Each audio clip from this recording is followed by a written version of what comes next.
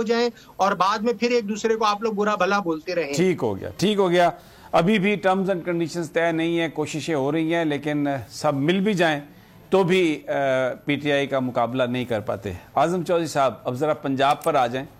لاہور میں بڑی آج کامیابی پی ٹی آئی کی, بلال وڑائچ ایم پی اے, انہوں نے وہ عمران خان کی حمایت.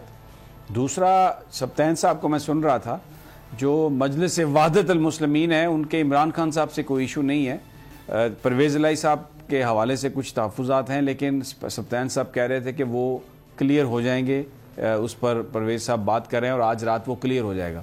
مومنہ وحید کے بارے میں بھی ہی واز ویری آپٹمسٹک. تو کیا وٹ ڈو یو سی, آپ کیا دیکھتے ہیں؟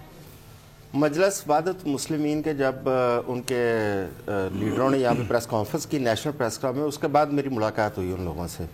ان کا کوئی اتنا سیریس گریوینس نہیں ہے پنجاب کے حوالے سے اور کے پی کے حوالے سے, بہت مائنر سے ایشو ہے. ان کا اصل گریوینس یہ تھا کہ جی بی کو جو فنڈ نہیں فیڈرل گورنمنٹ ریلیز کر رہی, وہ ان کا مین بنیادی نقطہ تھا. انہوں نے اس چیز کا بڑا کھل کے اظہار کیا. لہٰذا یہ پنجاب والا کوئی اتنا گمبھیر وہ ایشو نہیں, وہ سیٹل ہو جائے گا. دوسری بات یہ ہے کہ دیکھیں پنجاب میں دوبارہ ایک دفعہ پھر اس اسٹیبل گورنمنٹ کو ڈی اسٹیبلائز کرنے کے لیے جو ایک دفعہ پھر شروع کیا گیا سارا کچھ, میں سمجھتا ہوں کہ اس کا کوئی فائدہ نہیں ہونا. آپ کورٹ کے جو لاہور ہائی کورٹ کے آرڈرز ہیں اگر اس کو دیکھیں, اس میں صرف ایک پابندی لگائی گئی ہے کہ آپ 11 تاریخ تک آپ اسمبلی توڑیں گے نہیں. یہ نہیں اس میں ٹائم فریم دیا گیا یا پابندی لگائی گئی کہ آپ اتنے دنوں میں اعتماد کا ووٹ لیں گے. لہٰذا پنجاب میں نہیں سمجھتا کہ وہ ان کو کوئی پریشانی یا خطرہ ہے.